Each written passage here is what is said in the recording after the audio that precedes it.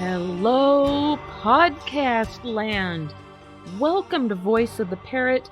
I'm your host, Shasta Ray, and I am joined in the studio by Zoltan, the podcast bird. He's over across the room on his play stand having some spray millet and kind of getting away from the flock a little bit. I did have Bug down here. He was helping me with the sound check. He was hanging out for a little bit and kind of getting used to the digs. And yeah, it's been a really great day. I've been playing with the birds. I've been doing some graphic work online, and things are shaping up. Wanted to just drop a bug in your ear. No pun intended, totally intended. I was able to get a little bit updated on the podcast website, voiceoftheparrot.show, and there is a link on the top of the homepage. I think it says follow. And if you click that, it does a drop down. It has a pretty good handful of some of the more popular podcast apps out there. So if they are something that resonate with you, it's a quick link and it'll take you straight to my feed on those links. And also I have all of these social media links up and functional on there. I've also got some of the SEO search tags a little bit caught up on a few of the episodes. So it's kind of a matter of going in and doing the data entry and making sure everything's set up right. Kind of crazy. Now, on that same note, on the headquarters website, which is voiceoftheparrot.com, at the top of the homepage, I've got a link to the podcast website. But if you scroll just down on that home site page, I have an embedded player right on the headquarters page. So you can listen from either of those two websites easy enough. I don't have any of the podcast links, I don't think, on the headquarters website. So it's just an embedded player with a link back over to voiceoftheparrot.show at the top of that page. I haven't done a whole lot on the websites. I apologize. I get spread so thin that I just don't have the time to work on stuff like I would like to. That's starting to change up. My schedule's changing up a little bit. I'll be able to slowly crank out a little bit more on the creative content as far as the website goes and the shops and everything I'm starting to offer with all of that. It's a very fun venture. I'm excited. And it sounds like, I don't know if you guys can hear him through the microphone setup, but Zoltan is over there chattering and chirping up a storm, so he's pretty happy about his being down here today. That's awesome. I love it when he gets all happy. Murray, on the other hand, is kind of disgruntled that I did not allow him down here, but oh my gosh, he gets so enthusiastic because he thinks everything I'm doing is for fun, so he attacks what he thinks I'm playing with. He follows suit, and that's how his head works.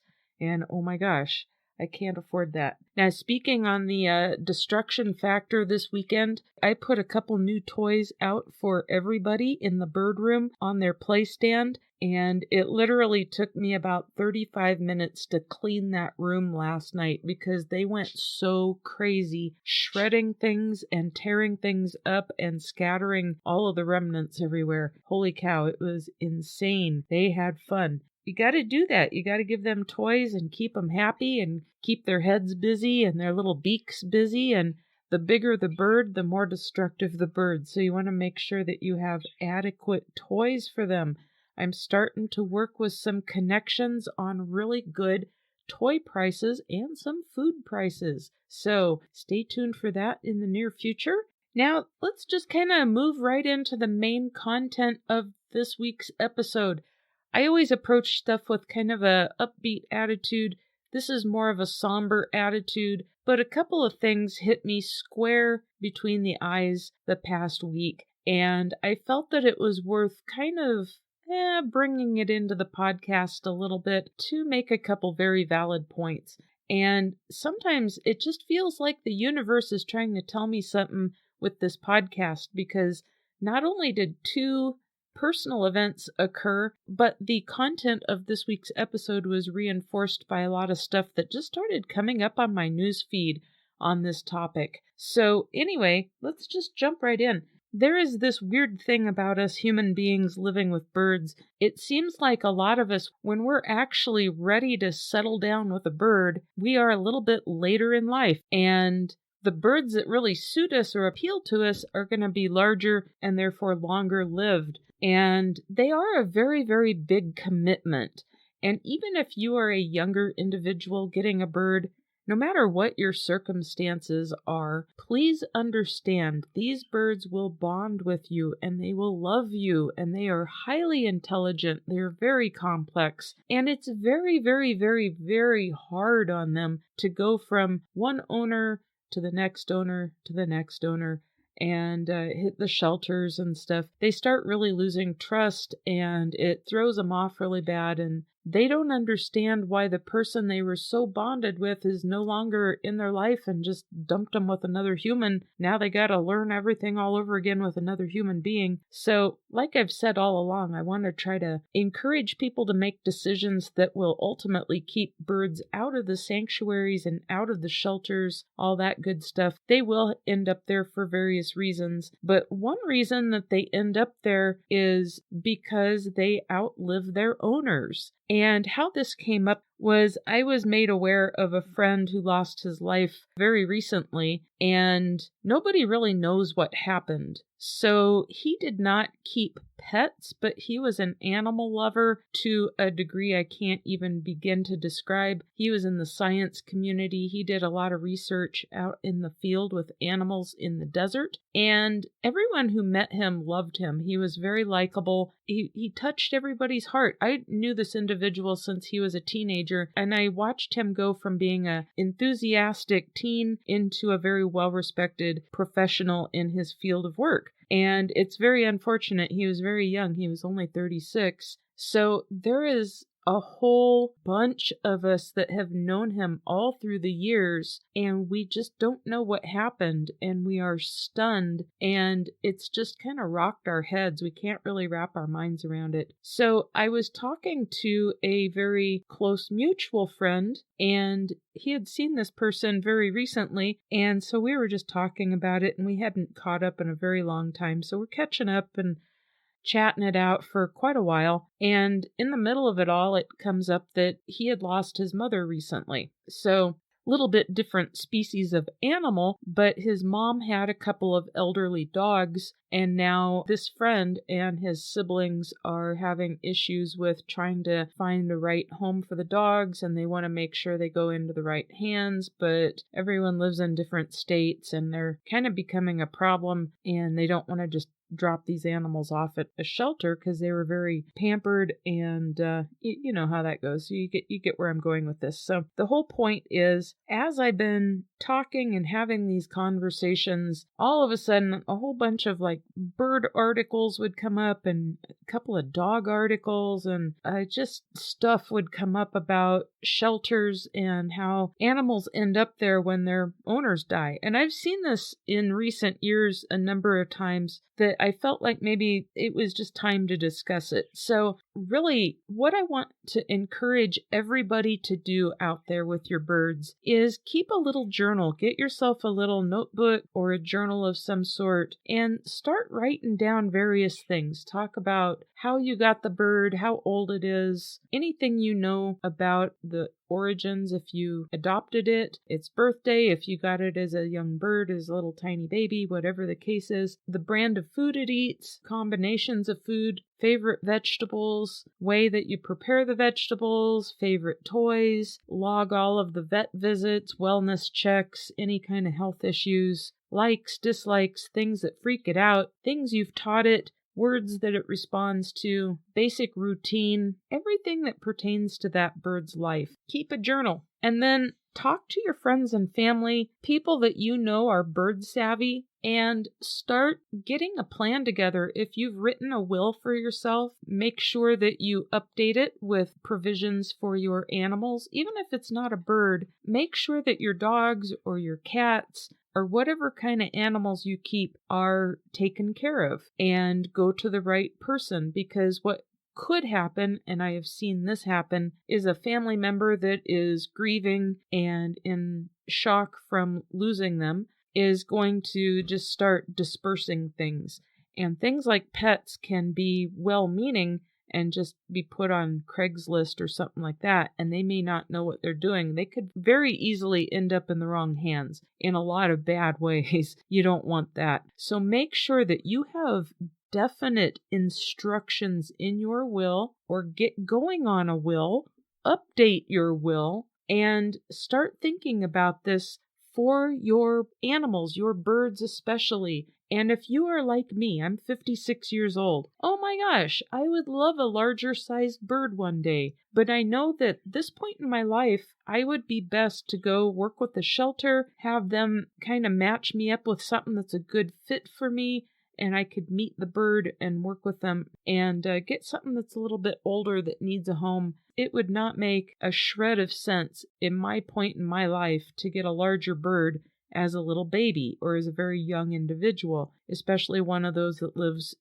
40, 50 years. It would more than likely outlive me, and then it would have to absolutely deal with the grief and shock and upheaval of being put in a new home. I do think there's some value in making sure the bird likes the person that it's going to go to, and make sure it's a person in your life, a family member, whatever. Now, if you are someone like me and it's your second half of your life going on, but you've got children that are, getting older, they're very into the birds, they've been exposed to them maybe all their lives, or you guys have gotten them as a family, whatever your case is, and you know that they are enthusiastic about being their caregivers after your time comes, that's a great option. Then it's a family endeavor, right? And the birds stay in the same family, in the same flock, so to speak. But it is a very real thing, and you do need to think about it. And here again, it's not just your birds. It needs to be your dogs, your cats, your animals. But back to the bird topic, if you've got birds especially that are very, very, very bonded to you to the point they don't really interact with other people well, they're a one-person bird in particular, make sure that you've got a good plan in place for that creature. And here again, a journal, a logbook, something that can accompany that bird with all of its preferences and its history, everything that you can put into that document or book or journal, notebook, whatever it is. And that can travel with the bird to its next owner. And it will probably help set that animal up for success. So absolutely think about that. And, the problem is real. I have seen this happen a number of times already in my lifetime. And the more I travel forward through this thing called life, unfortunately, the more I will be seeing it, because that's what happens, especially at my age. You just start seeing people go, and it's perplexing, but it's things like when they have some of their affairs already kind of lined up in order, a will in place, and a game plan for those that they leave behind. It makes things so much easier for all involved, especially those little fuzzy and feathery creatures that really, really, really love you. They won't understand the situation. So make it as easy on them as possible. And trust me when I say they do bond with you and they do love you very, very much. So there is a lot of value in that. I think I'll just conclude that topic with one last thought. Part of the reason I think I felt so firmly about making this particular episode is also look at the time of year it is. We are headed into party season. So we've got Halloween coming up, and then of course there's the holidays. There's going to be all kinds of holiday parties of all kinds going on. We've got Thanksgiving here in the United States, and then we've got Christmas. Lots of people all over the place celebrate some kind of holiday season this time of year on forward for the next couple months. And then, of course, New Year's is a big one. And there's a lot of alcohol going on, so make sure that you have safe transportation, don't drink and drive, and take that into consideration when you go out. Be safe, and remember, there is a little life back at home or maybe multiple little lives back at home that will be distraught and miss you and not understand why you never came home. So make sure that you play it safe. Go have fun this holiday season, but hey, take a taxi or get a designated driver, all right? Or sleep on someone's couch if you've had too much to drink. It's okay. Whatever you need to do, just make sure that you get back home safe and sound for all of those in your life who love you. And that would be not just your feathered friends and your furry friends, but your human relations also. Don't forget, you are special to many, even if you don't realize it. So make sure that you take good care of yourself, get a few things in place, and have a good plan B. Start thinking about that, everybody. And I know it's not really the most fun thing to think about, but it's one of the best things that you can do for all of those that you care about who are in your life, okay? And it really doesn't take that much time or effort to get a game plan in place, get your will updated, get a will out there, and make sure that a trusted member of your family is in charge of carrying out your wishes also.